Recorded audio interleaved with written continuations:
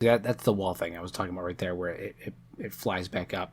You just got to play with it. This can easily be fixed by me just using a smaller segment of wall, but for some whatever reason, I chose to not do that, which is on me. But if you're running into the issue, just move the building around a couple times, save, reload, and eventually you'll get it to a spot where it'll stick and it won't fly up above the terrain like that.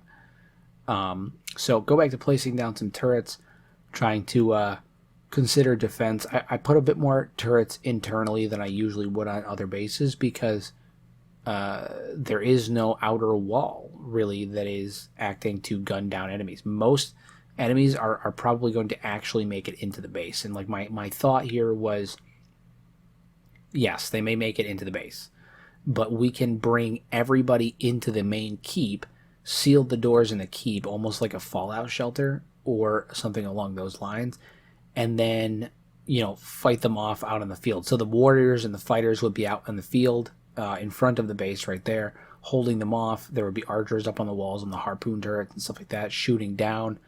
And while it is not as ideal as a base that has, high walls with areas that can be defended like that, it's still a viable strategy, especially if you have a team that's built up or good numbers or anything of the sort. The Fogmen aren't, very strong. They just hit you with numbers. So drop a couple training dummies right there. It was around that time that I decided that the primary barracks, or like the police station, would be that tower on the side wall there. So I considered dropping a ruined watchtower somewhere, just because I thought, like, we have the ruined citadel here, and this is a base in the Fog Islands.